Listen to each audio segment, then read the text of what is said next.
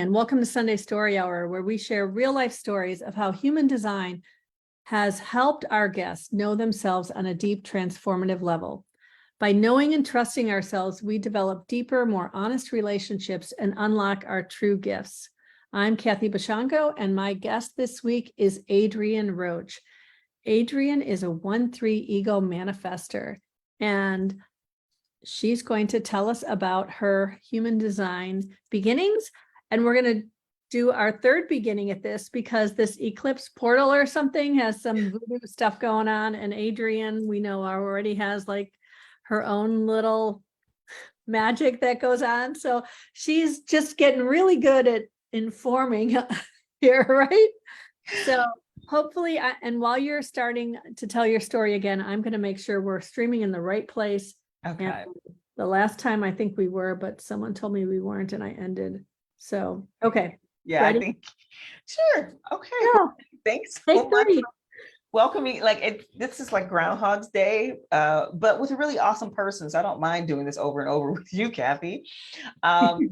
So my human design origin story. So while Kathy is kind of checking into where I'm pretty sure this is recorded somewhere at this point by now, but it's here. I see it, and I'm going to pin it to the top of the group too. Perfect. If it'll let me. Perfect. It's here. Yes. We'll leave it at that. So I have at this point been able to like pinpoint my origins of human design to one very enthusiastic idiot. And he was a generator who was very excited about human design. He had learned about it somewhere, and he was kind of into other stuff anyway. He's like a lifelong seeker. I was into astrology, and it's like, yeah, I'm gonna run your chart. He already had my birth information from running an astrology chart for me. And he's like, oh, I have exciting news for you. You're a manifestor. And I was like, that meant absolutely nothing to me at that point.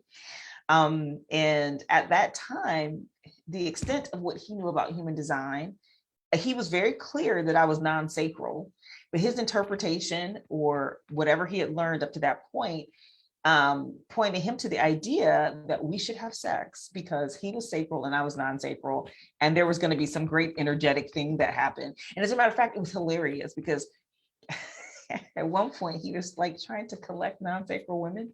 It was a very strange thing. So I was like, no, thanks. I don't want to be in your whatever this is, whatever this strange thing is. And I do remember seeing my human design chart and just thinking it was just so indecipherable. Like, what is this? It was like, if someone gives you a schematic for, electronics or some other, like a machine that is not familiar to you, or even is familiar to you, but you don't understand, like electronics, it's just foreign. But this thing was supposed to be talking about me. And it was like kind of, they had a little body behind it. It's like a body graph, but like you see a person behind it, it's like, oh, is that me?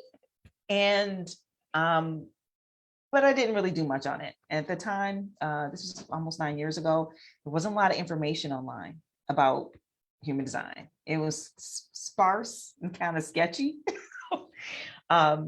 So I remember even 7 years ago, what I found made me go, oh, it made me wait 3 more years to really dig anymore. I mean, I just kind of played with it on my own, and this is some weird stuff. I couldn't find anything. Yeah, it just seemed a little weird to me. And also, I mean, it was just like, one more thing to learn. But I am a 1-3, so eventually just it caught hold of me. And there was a few more circumstances around that same person. The one thing was I got introduced to and told that there was a kind of a mutual friend who was also a manifestor. And it was after I met her. So I met her first, and I remember just feeling this strange connection with her. Like, we hugged entirely too long for two strangers to be hugging.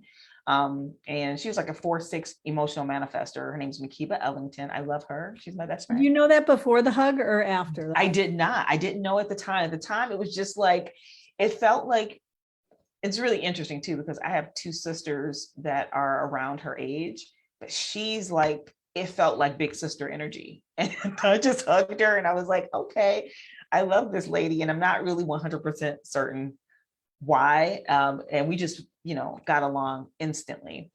And so, the dude that told me about human design, he was like, oh yeah, well, McKee was a manifestor too. And so we started hanging out with each other. We ditched him. We didn't really hang out with him anymore. We started hanging out together. And I purchased like Karen Curry Parker's Understanding Human Design, which I still think is one of the most clear books about human design. It's well organized is what it is. It's like just so well organized. And I think I bought a few books from like Jovian Archive, which were super expensive at the time. That was like the first time I wasn't in college and I bought $150 book and I was like, what am I doing? But we had gotten, at that point, we were pretty wrapped up into like, what is this? And, I really wanted to explore deeper. And so Makita and I became like study buddies. We were meeting twice a week for about 6 months, having study sessions and just like discussions and learning a lot about ourselves and implementing experiments. So it was really cool. I think that for me, my beginnings, starting with like, someone who imperfectly informed me about human design, but being, a spark for the curiosity to happen, introduced me to my best friend ever, and actually led me to start something called ManiSisters, because I wanted other women to have study buddies, especially other manifestor women. So manifestor women, you guys are going to need like someone else to talk to about this, especially because, and this, not just studying human design, but as you're implementing your experiment and as you're starting to change things and approach things differently and use your energy differently, like your world changes dramatically and you need someone else there to, I call it like, coordinate reality for you. So you don't think you're going nuts. You're just experiencing whatever this process is. Yeah. Yeah. Yeah. So that was 9 years ago. Yeah.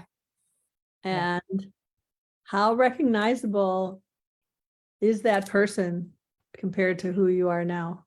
Not at all. Like at that time, I would say I was behaving like, I think non-sacrals and the whole world has this idea when you talk about manifesting generators, oh, they're all over the place. I know I was actually all over the place. I was a super manifesting generator. I was working a corporate job. I worked for a Fortune 10 company. I went into a 9-to-5 job, and not to say 9-to-5 jobs are not good. I mean, honestly, I can operate pretty okay inside of an organization, depending on the size of it. But like, I was working a job and I had like 2 side hustles. So I was I did cannabis for a while. I just did so many things while working at a real job. It didn't make any sense. So I was just doing a lot. I looked a lot busier than I do now. The difference in the amount of activity and the amount of, kind of energetic commitment that I was making outside of myself changed a lot. And it's really interesting because when you ask me that question, it reminds me that in a lot of ways, there's a lot of grief around that, a grief around becoming a different person. So like, I tell people like, oh yeah, no, human design is great for you. But really, it can produce such a change in your life that you are unrecognizable after 7 or 8 years. And I'm a much kinder person now. I'm a much kinder person and I laugh a lot more. And I always laughed. I was always kind, but the nature of my laughter and my kindness, the quality of it has changed quite a bit. It's funny that you bring up the laughter, because I told my husband last night, I said, I'm really excited about this conversation because Adrienne is so funny and fun and she makes me laugh. And that's just so different than what we think about as, when you think ego manifestor, right? You think, oh, right? It's like this, right? The stereotype that people have, but, I don't feel that with you, but yet I definitely feel the the strength of who you are in everything that you do. And that's what I think is so beautiful. And then, so I wanted to kind of go back to the question I asked in our first attempt to do this, where I was streaming, I guess, on my personal page or anywhere like that. And I think it's related to all this. And that is the idea of being a woman and being a manifestor. And for, the energy of a manifestor, for those who are not aware, manifestor are only 9% of the population. And you're pretty much here to experience rejection, right? Because you're here to just start things and have no attachment to whether or not they go anywhere. In a lot of cases, you're here to initiate, inform, and like get on with your life. And the not self of the manifestor is anger. And women are not meant to do any, or I shouldn't say meant to, are conditioned to not do any of those things in society. Then you add on the layer of being a Black woman, who we have this stereotype of the angry Black woman that anytime a Black woman shows any kind of anger, it's so, right? So I'm just wondering if you can speak a little bit to all of that in your deconditioning process. Oh yeah, like, so it's that's pretty much the rest of the show. No, I'm just kidding. Okay, because there is a lot. And I would say that this is a really important conversation. So first, I started an organization called ManiSisters, and really it started off as a Facebook group. We've done retreats, we do like online events and things like that. And I do that because, like I said, when I started studying human design, I didn't feel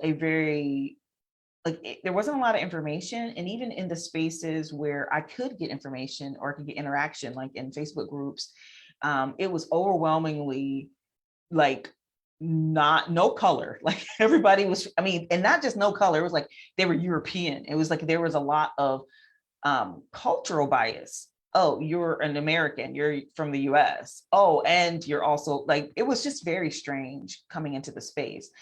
And then taking it a bit further, when you're looking at some of the original materials and you're looking at, what is told to manifestor women, there's like just a few paragraphs. And basically one of the things Ross says, yeah, I kind of don't know how women, manifestor women do it. And then he just kind of moves on.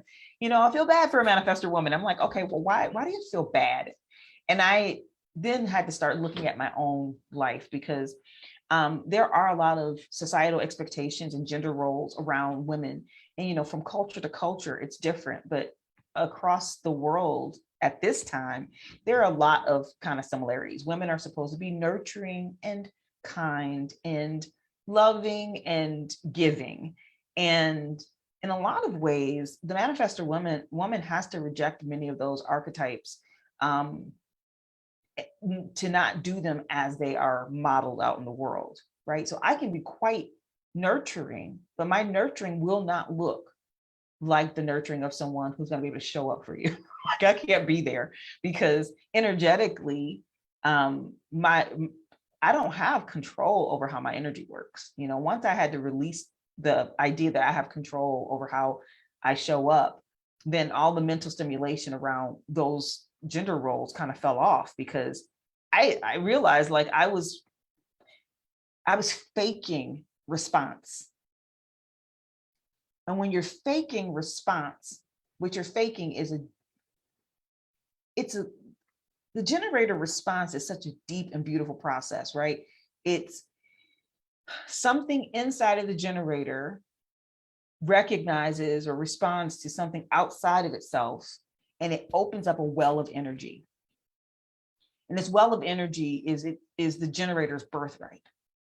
So I'm a manifestor. So in being opposite of that, what happens is I have to fake it out. I fake it up with my personality, right? And I fake like I'm opening up an endless well of energy that's going to be enthusiastically there to respond to something. And it's a lie. And I feel that lie in my body as anger. It's unraveling my DNA. It's harming me to the core. And until you can realize that and like actually accept that. And like I said, there is grief here. There's grief in that I don't have that access, but then there's joy in the fact that I have a different job to do. So it's not like I don't have a purpose. it's just, I've been misused because of, these expectations, So I had to, I guess, as a manifester, accept the fact that, yes, I do have this aura. The aura of the manifester is like opaque. You can't really see through it. Partially because there's some secret stuff happening down here. Don't worry about it. It's not your business yet. I'll let you know. It's like a little bit secret back there. It's even a secret to me though. So how about that?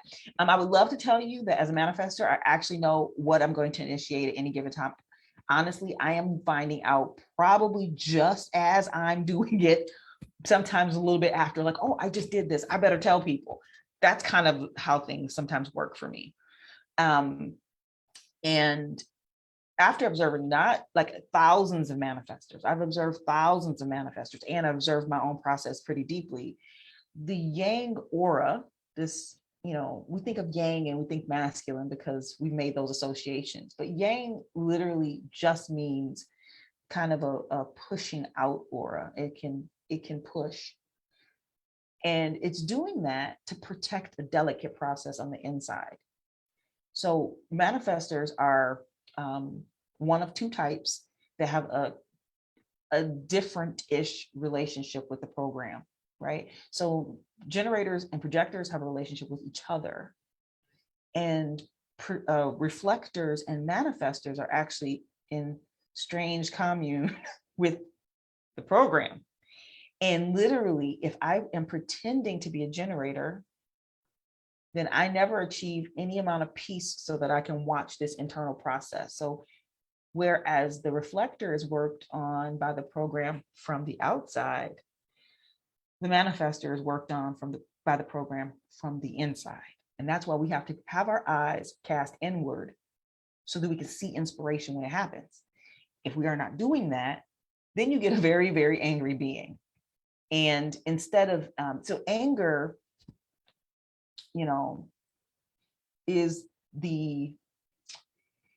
I would say that is the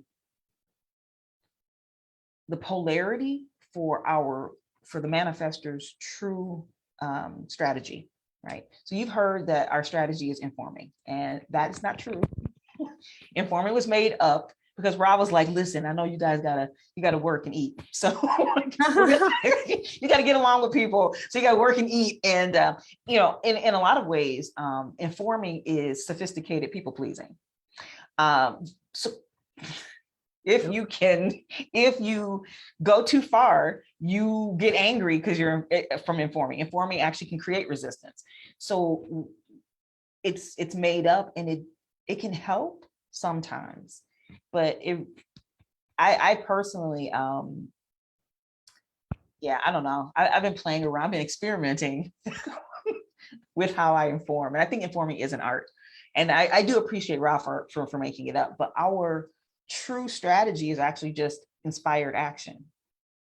And anger is the flip side, the bad side of the coin of inspired action, right? It is inspired, but it's outspired. Usually you're angry about something out there. Well, you were already looking in the wrong direction in the first place. It's partly why I avert my eyes. People will ask me all the time, did you see that? Did you hear it? Hell no, I didn't see it or hear it or nothing. I'm so sorry. I have myself, I have ways of getting information about what's happening in the world so that I don't have to constantly look at it. Yeah. Wow, I'm like trying to digest all of this like earth-shattering stuff you just told me. I mean, I have a manifestor daughter, so and there was a point where a lot of what you're talking about, me being a projector, I'm thinking, oh, that helps me to understand her. And there were certain things you were saying where I was like, yeah, I can relate to the whole thing when you were saying about the fake sacral feeling, right? Like, so I get all that. But then when you shifted to talking about the different role, I was like, yeah, I can see that.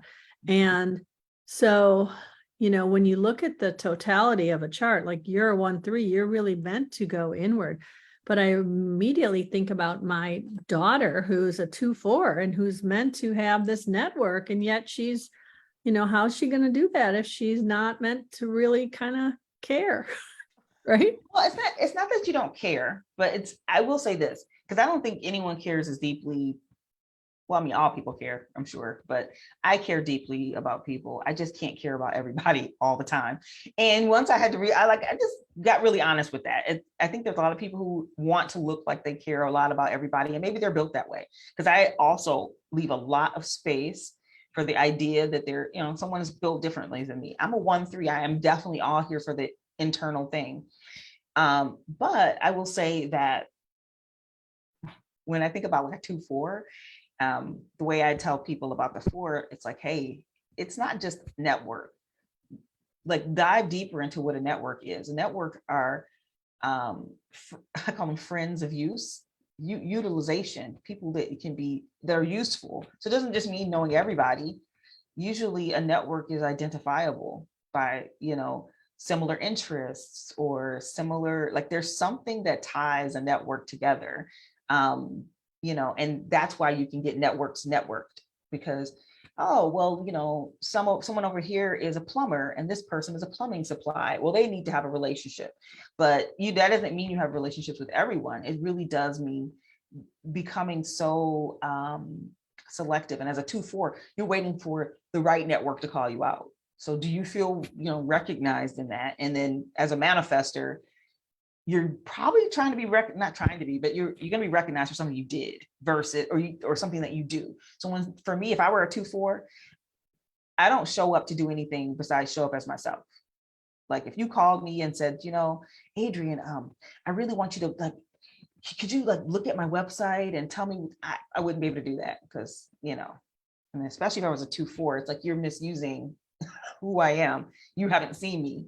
Yeah, the 2 has projection around it. But yeah, I think it's really important because there's all these different things that you can look at in your chart.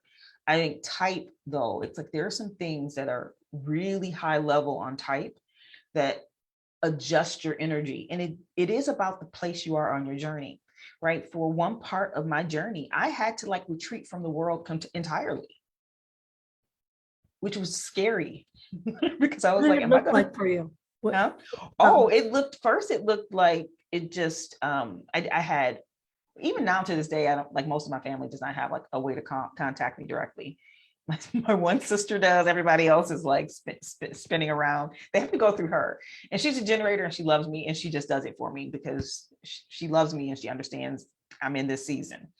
But I think that it looked like the momentum drained right out of my life, right? I had been going in one direction because I didn't find human design until I was in my mid-30s. And I will say this to people, the older you are, I think sometimes it can be a little more dramatic how the shift looks. Try finding it when you're already 50 and a 6 line who's already off the roof. Oh, exactly. Yeah. That's what my friend Makiba, she was like, I'm coming off the roof right now and I just got this, what the heck? Yeah, exactly. So for me, it looked like just taking my energy back from all of these extemporaneous activities that I had been engaged in all the time. The ways that I had been moved by fear, obligation, and guilt by other people. Also during this time, I was going through my Uranus opposition. So I had a parent die. So my mom passed away, and it was like, okay, well, she knew me the longest. And if there was anybody I would do things out of obligation for, it would be her. And it just gave me permission to not operate that way with people anymore. I mean, that was part of my deconditioning, because prior to that, it's like, well, if you love me, you do things for me. I have Chiron in Taurus. We could talk about that one day. But yeah, it was just one of those things where I realized that I had put out and had left loose ends of energy all out there in the world, and that it was up to me to clean those up. And cleaning those up meant just taking my energy back and going into a cocoon. During that time, I came up with this concept I call the pink chrysalis. I was in there. Okay.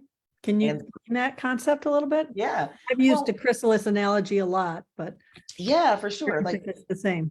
yeah, for me, it was just that I recognized I was going through a massive energetic shift, right? So my body was changing, my way of thinking and seeing the world was changing, my energy was, I was just going through massive change. And I had first had to recognize that that was happening. And if you don't recognize that you're in that situation, you tend to resist it or fight it. And by naming it something and giving it space in my life, it allowed me to sink deeply into it. And from the outside, if someone had been judging it, they might have been like, "Is she depressed?" Because I did have someone who appeared to have had some concern for me, but I find that also, like, sometimes people's concern is really just like, what's under concern is fear. Mhm. And I wasn't afraid. I was embracing the fact that I was kind of melting away. And when I say I was melting away, like this construct, this system of memories, this system of ways of being that I had cultivated for years in response to conditioning, in response to society's expectations, all these things were just falling down like a house of cards. And that's what it looked like for me. I lost my house. I had, at the time, I have a daughter, she's a projector, a 1-3 projector. She got into human design like a year after I got into it. So like when I've been in like almost, yeah, she's this, she knows more about human design. She's a projector. Y'all would get in there and it's like, you really know human design. I remember we were playing lectures in the dining room all the time. That was our workspace. And I remember coming in, listening to the the projector empowerment series. And I'm like looking at her and I'm just watching. I'm like, this is happening to you. Like something's going on with you, because she was changing. And anyway, all of that to say, like, the reason she got interested in human design is because I started treating her differently. I did a pretty good job as a parent before human design. But when human design came along and I was able to see into her chart these little hints and clues about ways in which I could be pressuring her to be something different, or I could be conditioning her to do something different. And she'd always been like a little mountain the whole time. So I never could push her. She has a defined root. I do not. I could never push her. But then we were able to see some things. And by seeing those things and depressurizing, even her going to college, like she was in school, art school. And I just when I was able to tell her, and I like paid cash for college. Art school's expensive, y'all. I was paying cash at the time. But I told her, go have a good time. Go art, because she loved arting. And I'm like, go art your heart out and have this relationship of curiosity with everything that you're doing. And literally that kind of perspective shift is even why today she's my business partner. Like, Yeah. that experience all those years ago in that way. Yeah. How old was she when you started? I'm trying to remember. So 9 years. She's 25 now. So I'm pretty sure she was 16 when I found human design and really started. Typical age. So yeah. Wow. Okay. And yeah, for those that don't know, you two are running a business together. And I just want to clarify to everyone, and I want to make sure, Adrienne, since we got started so late, are you okay with going a little later today? Yeah. Okay, great. Awesome. So we're going to be continuing past the top of the hour, guys. So, and we've got a lot of comments already in here, but I want to continue with the idea of deconditioning and the anger, and whether you found your anger got worse during the process, like, because, like for me, I know I felt like as I was really deconditioning, I got deep in the projector bitterness. Like it was coming out big time in that whole process. And it was really, like I felt stuck in it for a while. And I'm wondering if that anger did the same thing with you at all, or what you can speak to that a little bit. Yeah. So as we were talking earlier, especially, being in this spacesuit is a special trip on its own. And so when I'm in spaces and people want to bring up race or identities, and then people want to shut that conversation down because, human design and, deconditioning is going to fix all that, which is not true. Because literally you can have, what do you call it, like unconscious bias. Mhm. And so here I am walking around, I'm a Black woman. So the first thing that I will say about being a woman is our standard out of the box conditioning is to shut down anger. Mhm. Anger is not encouraged. Like literally, one of the most, like there's like the most acceptable emotion for women seems to be like fear. Fear is acceptable. Like you can be afraid. And men actually, they're acceptable. They can have an acceptable anger response. And a lot of other emotions are shut down. So as a woman, I actually hadn't been angry for a long time.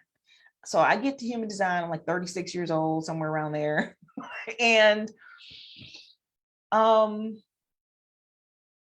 when I read like, oh, you're a manifestor and the not self is anger, and I'm like, well, shoot, I must be perfect because baby, I haven't felt anger ever. Like I don't feel anger. I haven't felt anger since my early 20s. And what I realized is like, no, I was just shut down. As in the neurodivergent community, you call it masking. Well, I was just masking anger and rage, and it was coming out as, a rash on my skin, and a what do you call it, a autoimmune disease. Yes, that's a great point. It's, you know what I mean? So it's literally just sublimated into a different form in your form. So in my body, I had rage constantly in my body. And it came out, well, I'm across a tension, and the tension is on my body. So like I call it the tension parts are on my body side, the fighty parts. But my body was like tense and hard. The way I held myself was almost always in defensiveness. And I realized that the anger hadn't been expressed. So there was a period of time where I would say like the ability to express anger presented itself. And I was afraid of it at first, because I was like, is this going to be my future? Do I just become like a rage monster? Is that what happens? Is that who I'm going to be?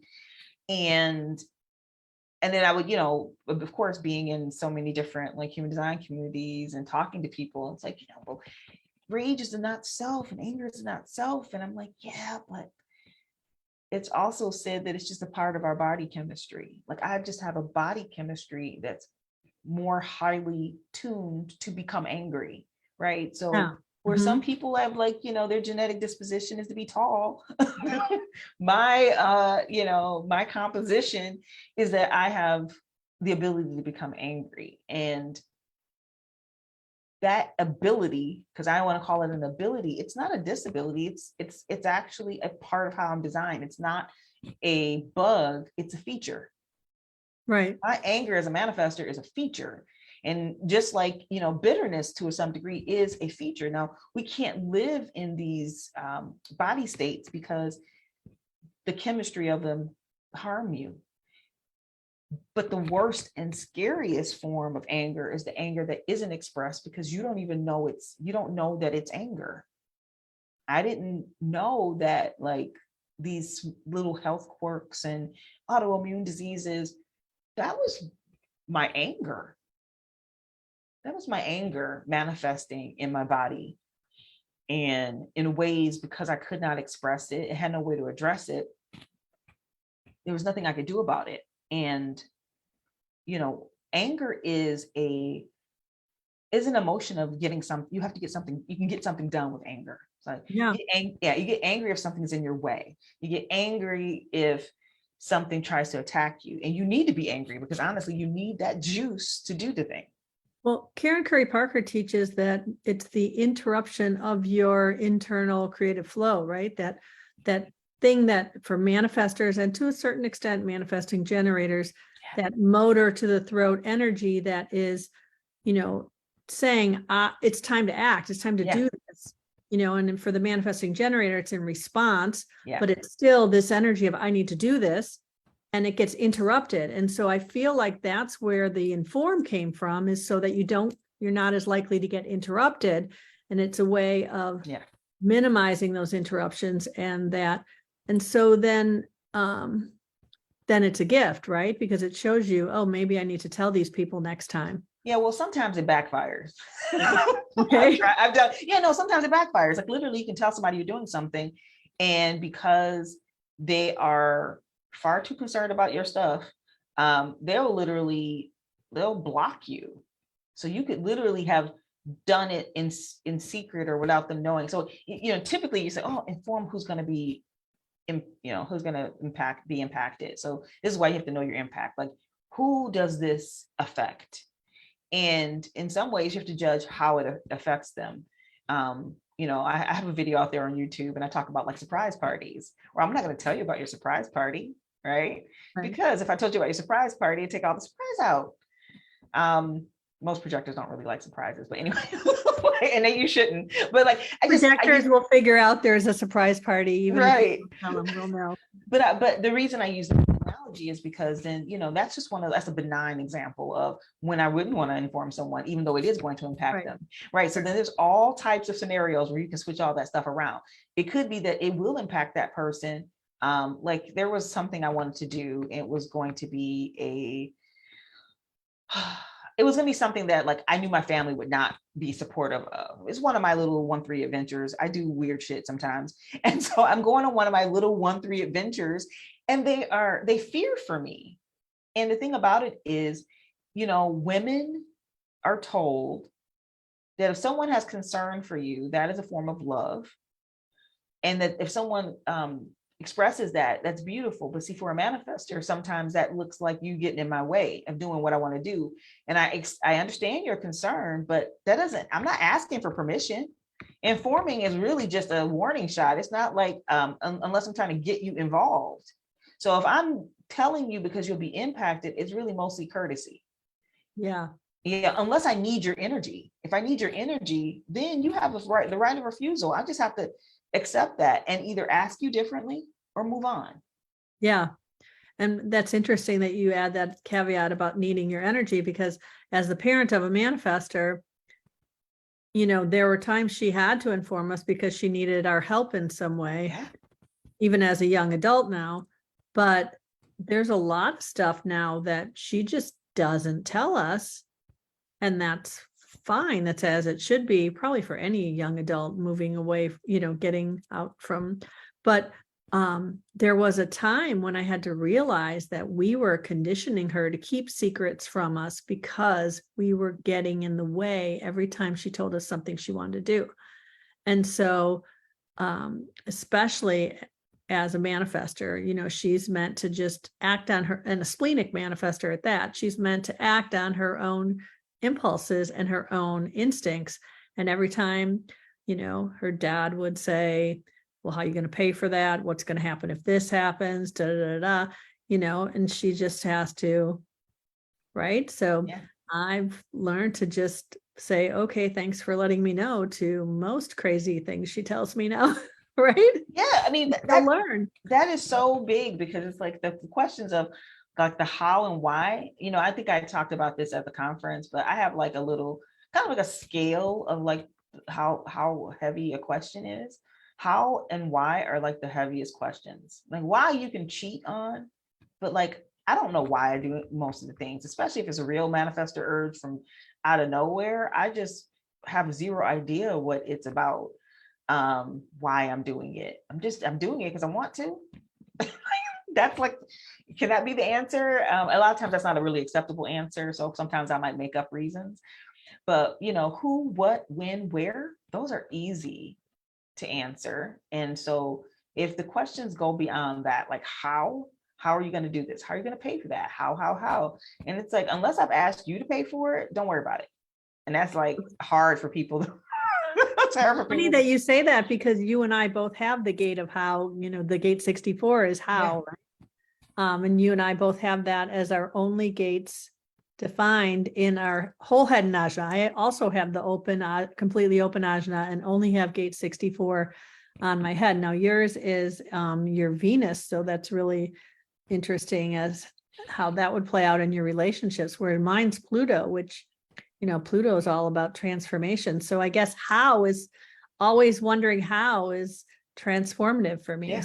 For you, it's relational. So Yeah. values, but that's interesting. Yeah. And it's really interesting that you say that, because I always experiment in relationships, because and like how we relate, because it's Except for not with the guy who wanted to know about the sacral thing. I'm just oh kidding. yeah, Just kidding. not at all, ma'am. Experiment.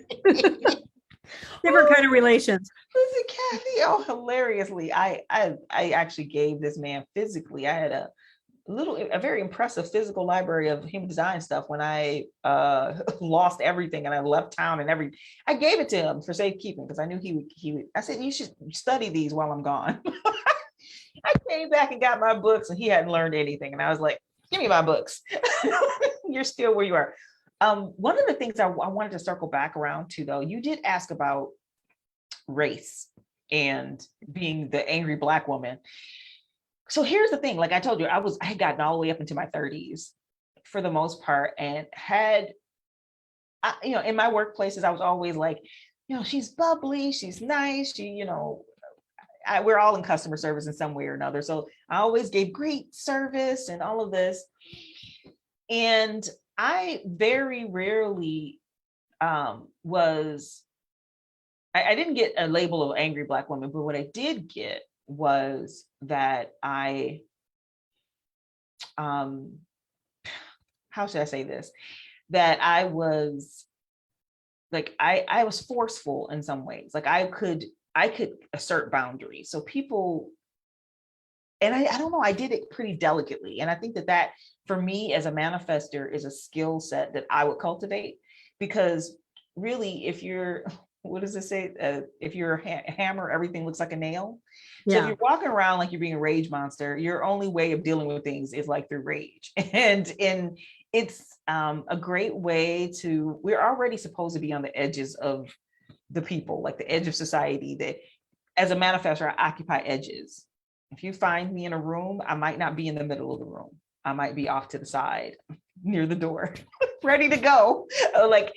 So for me, it was, I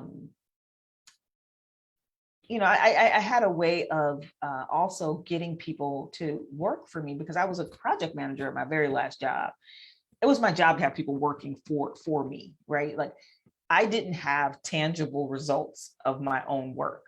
My tangible results were other people's tangible results. And I really enjoyed that. Being able to be angry as a Black woman, though, I think is accepting the other ways that anger show up, because I think Black women aren't allowed to be sad either. Black women are not allowed to have a lot of different emotions. And for me, that meant like, I didn't cry either. So I didn't rage, but I also didn't cry. And I don't think I laughed as hard as, like, I laughed, the hardest I've ever laughed is like now, because everything is pretty ridiculous. Right.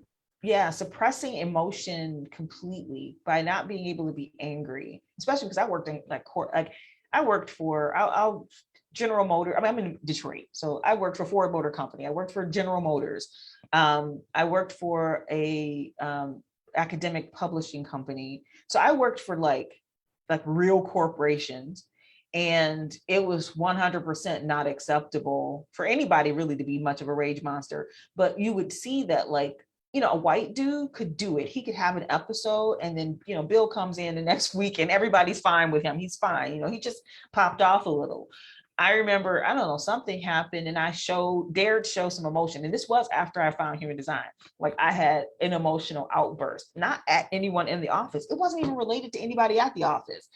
And when I later quit that job, there were rumors about me. I'm like, what the heck? That is so weird. And it showed me that like there is some type of unconscious programming, and that's what conditioning is.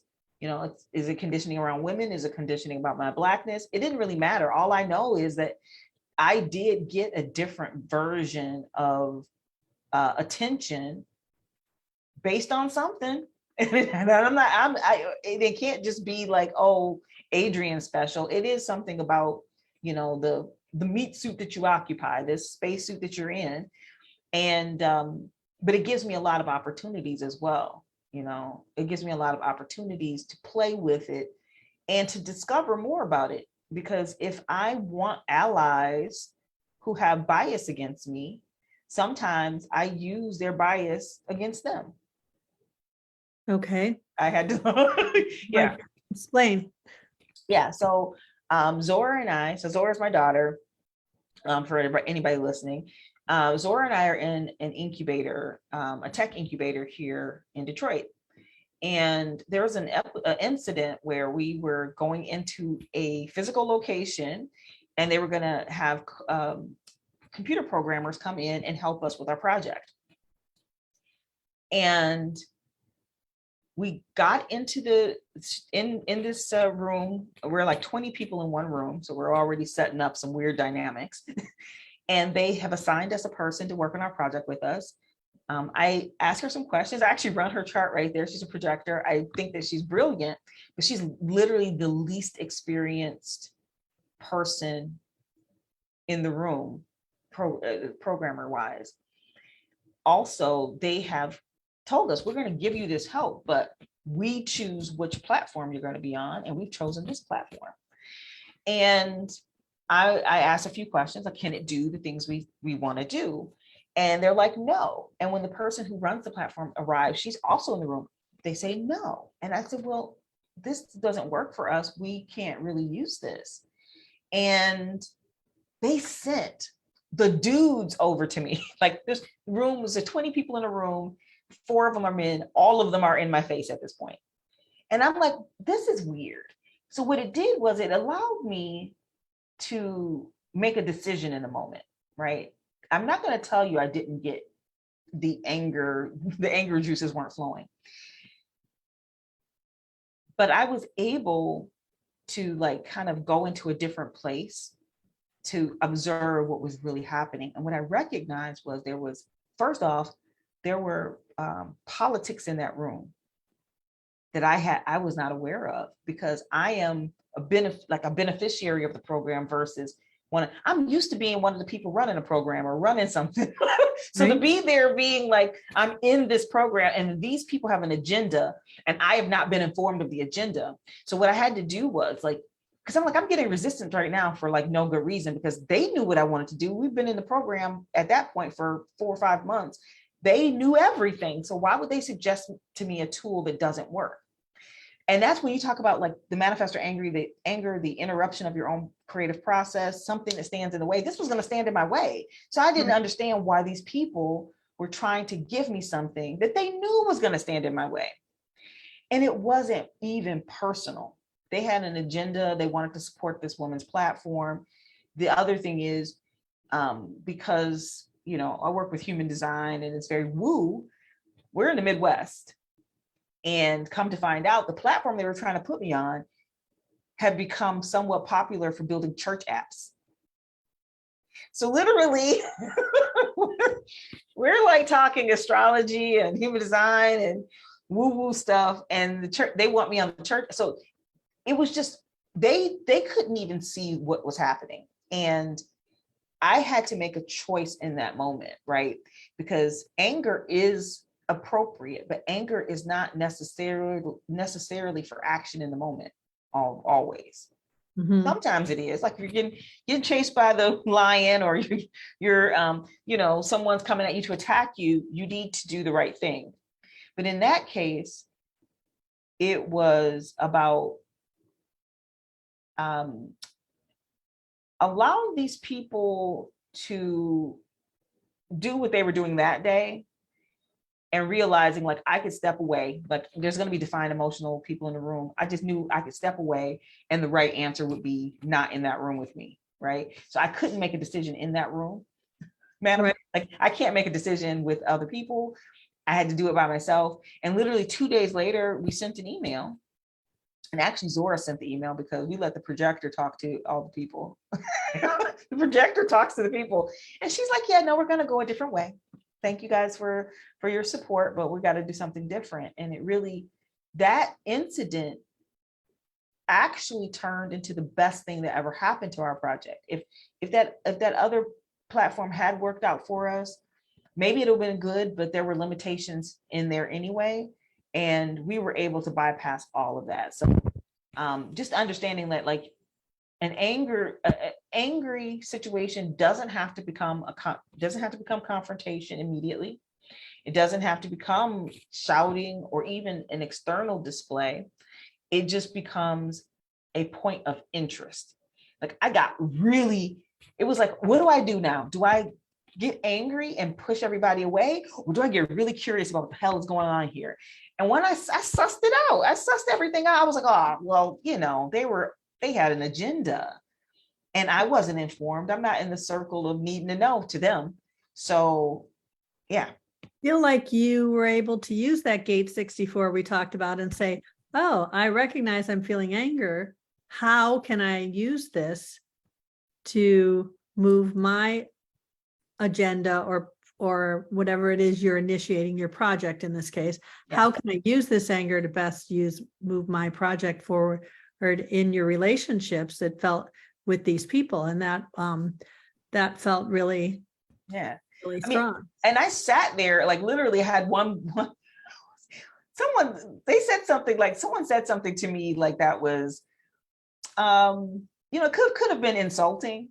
Because I remember thinking in my mind, I was like, I fired people more competent than you. I'm like, but I didn't say anything like that. I didn't let that come past my lips. And I didn't even let it stay in my mind too long. Because I was just sitting there and like, why are they so invested in me doing what they want me to? That was, that became the curiosity. Right. Because I think that for manifestors, quite frequently, when someone's trying to control a manifestor, my question always is, why are you so invested in me doing what you want me to do? Because usually it's because of an agenda, right? And as a manifestor, the biggest things I get blindsided by is being blindsided. Like if I don't know what's happening, like if I don't know who are the players are in the room or where the people are, I end up, bumping into something, being interrupted and feeling that anger. And that's kind of what happened in that room that day. Yeah. But now you found a different platform or did they wind up coming back and doing something? So the ones you're working. So yeah. This feels like a good time to just kind of say what you're doing now, because I'm really excited about this project that you were talking about that you're doing in that room or whatever, and now you've created elsewhere. So can you tell us a little bit about that? Sure. So the platform we're creating is called MySpirio, and MySpirio is just inspired by the idea that people who do human design services should be easy to find. We found that it's not easy to find people who do human design stuff. For me, 8 or 9 years ago, it definitely wasn't.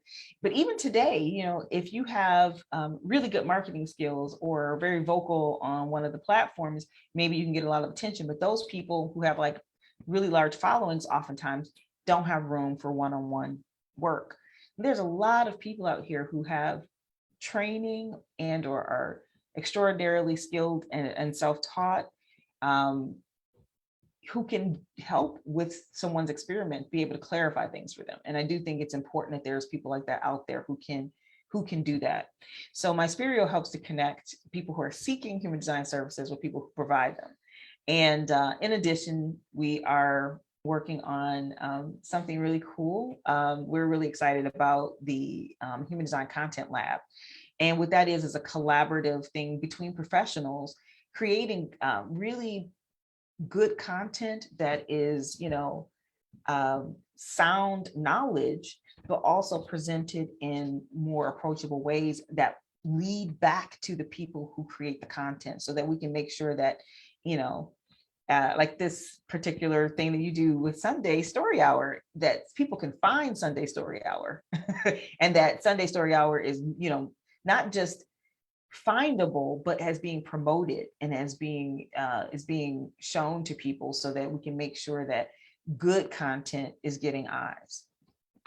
Yeah, and I'm really excited about it. I can't wait till you get all the prototype stuff done so we can actually really get in there and use it, right? So Yes. it's in its early stages, guys. So Yes, it's yeah, we're early startup. Can't find me there yet. And we'll be finding you there shortly, though, because I think that what's going to happen is, for me as a manifestor, and I love that you use the word prototyper, like I prototype things, and it's only if the energy of other people shows up that it gets to live, but I don't have a connection to whether it lives or not. I made it, and then I will. It's like, I said about the relationship of the manifestor to the program. I become pregnant with some kind of inspiration. I give birth to it, and I literally leave it at the hospital. So one of you guys gets to take the baby, and I'm going to get out of there. That's awesome. Yeah. Okay. So we're getting near, I think we've done close to an hour. We've got a bunch of comments, but I haven't seen really any questions here. So if anybody has any questions, I'm not going to read through all the comments. I'll let, we'll go back and look at those later, because there were content or comments pretty much the whole time you were talking. Yeah. So it's been really great to hear. Everybody's been very engaged. Somebody said, what would the projector equivalent be? I'm not sure, Anna, what you're referring to. The projector equivalent to what? Do you know what she means there? Anna, if you can clarify on that. Oh, she said, I don't have connection to whether it lives or not. Okay. I think she's talking about, okay, so the manifestor is here to initiate things, and she doesn't have connection. I'm paraphrasing here, to whether or not it gets finished, right, by somebody else, carried on, whatever you started. So the projector, I'll speak as the projector. So for the projector, I would say it's similar to the idea that I recognize myself. I know what my energy is here to do, and I don't need someone else's invitation. So I will accept the invitations that resonate, that recognize who I am, that are correct for me, but I'm not going to care if you're at a place. It's not that I don't care about where you're at, but I'm not going to, if you're not ready to work with me, I'm not going to try to convince you. If you're not at a place where your personal journey is worth investment and you are not going to pay me, I'm not going to feel that means my prices are too high. I'm going to see that as you are at a place where you still need to see that that it's worth finding a way to make it happen in your life and invest in it. I think that's probably the best. I don't know if you would have anything to add to that, Adrienne, with your. I like the idea that so projectors are here to guide people, but that you guys drill into the G center and see where a person is going. And I think that the equivalent is you're not necessarily connected to getting people to a destination. Like you don't have a destination in mind. It's really important that projectors are in some ways like clean that way, not trying to get people to go in a certain direction, but giving them a boost in the direction they're already going. So being careful with that, I think. And then also, with the recognition, like if you don't recognize me, if I were a projector, I say that a lot, y'all. If I were a projector, there would be just a lot of no thank you, because I think a lot of projectors get invited almost naturally, and that invitation doesn't honor who you are or what I want to say. You have a certain set of skills. And it's like they're asking you to come do something that isn't in your skill set. And you're like, what? No, that's not what I'm known for. That's not what I do. That's not what I'm curious about. That's not what excites me. I'm not coming to that, Yeah, that's not my zone of genius, right? Yeah. So I'm not going to spend my time in my zone of competency.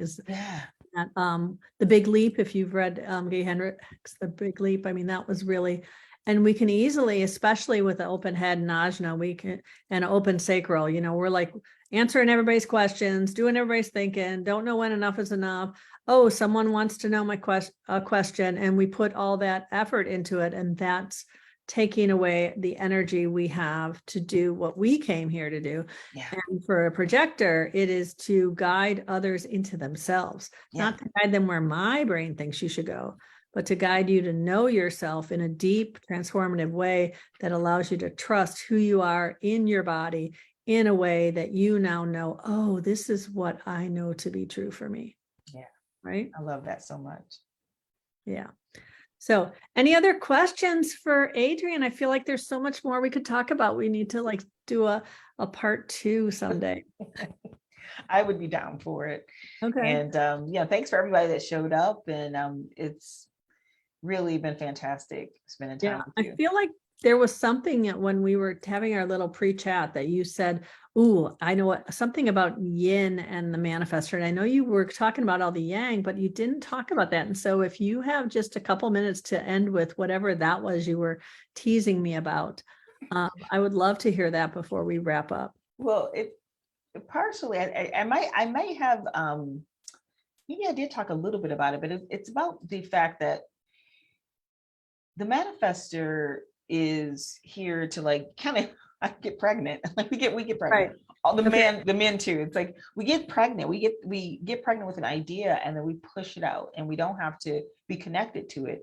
That's a very yin process. You have to be very surrendered to allow for the program to like put something in you, and then you incubate it, and then just very dutifully create it. If you ever think about what happens when when you're having a baby, if you have a baby and it starts from nothing, it's very little in there, and then there's the body gets built, and then at some point in time, while you are still carrying this baby, a soul comes down into this being.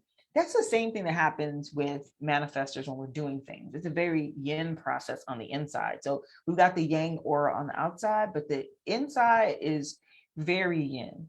And I think that having like put so much emphasis on the yang, I think that has given a lot of the very popular content out there is like, get empowered, manifestor, and, your sacred rage. And it's like, and all this, these kinds of things, when the reality is, it's like, but what if I were a pregnant woman? Wouldn't you just want to leave me alone, comfort me, and give me cookies? Like put my feet up, rub my feet, bring me nice things, and leave me the hell alone because I'm hormonal. Like when I think about all the things that we would do to a pregnant woman, will you treat manifestors like pregnant women? Nobody else is saying that. And so because in a lot of ways, and I'm talking about all the manifestors, the manifestor guys, oh my gosh, they have wombs. They are, that is the womb man. And they are sitting around pregnant with ideas and sensitive as hell to what's outside. And it's like, ideally, if you want this fetus to develop into a nice, healthy baby, what are the things that you would do for a pregnant woman? You would say, oh, avoid stress. You shouldn't be stressed out while you're pregnant. You just stress out the baby. Oh, eat well. And, that means, consume good things and don't consume a bunch of junk. And that means a lot of times manifestors have to learn how to avert their eyes. That's to me, the yin of the whole thing is that, yes, we're surrounded by this aura so that a very, very extraordinarily yin process can happen on the inside. Right. And I think, I have this, a term I use, it's called anti-strategy. And I think that, in some ways there's polarity between certain types. There's a polarity between the manifestor and the generator. And we always talk about the yin aura of the generator, but when the response happens, it's a very yang thing that happens. Building is so yang that, oh yeah, see, men, because gender roles, men are here to build, build houses, they build the world. Well, generators have that energy. It's very actually yang. So I don't know. That's kind of where I go with that. And I think that manifestors, just if a manifestor could be treated like a pregnant woman, manifestors would be so much better off. Okay. All right, so I'm gonna have to figure out how to use that analogy with my manifestor daughter, who would be mortified about an analogy of her as a pregnant woman, but it's a great analogy. So, right, yeah, I love it. I love it because you're incubating this creation, right? And I think I could actually see that as a analogy for even other types, right? The whole creative process is really like birthing anything. Anytime we're birthing something in a creative process. But I think it's important because there's so much out there about manifestors that is such harsh teachings and such yang teachings. So I think it is really beautiful to bring it back to that. And I want to thank you so much, Adrienne. This has been such a great conversation. And I appreciate everybody who found us and then found us again or whatever. And, you know, this is a first. And I just want to say, it's just so, of course, it happened with you, the same person who, when you're presenting at conference, the fire alarm went off and we all had to walk down 8 flights of stairs and then come back up, right? Who's meant to be here will be here, right? So I want to thank everybody who's watching and live or in the replays. And then Adrienne, how can people connect with you if they would like to? Well, if you're on Facebook, you know, just find me there. My name's Adrienne Roach, or you can find me at ManiSisters. But if you are a human design professional, I really would love to have you in our human design professionals group. So if you look that up, you can find us on Facebook. And you'll put a link in the comments afterwards if you can. Absolutely, I'll make sure to link to everything. All your all my stuff. You'll be able to find me. Awesome. And every week we share stories of how my guests have come to understand themselves in a more loving and empowering way through the lens of human design. How you think and speak about yourself matters. Human design can show you the reframe of not only your own story, but the story you tell yourself about your relationships. If you're ready to start living a better story, I'd love to help guide you. To work with me as a mentor, you can DM me or you can set up a free discovery call at kathybashanko.com. And I can't wait to talk with you all next week, and peace out.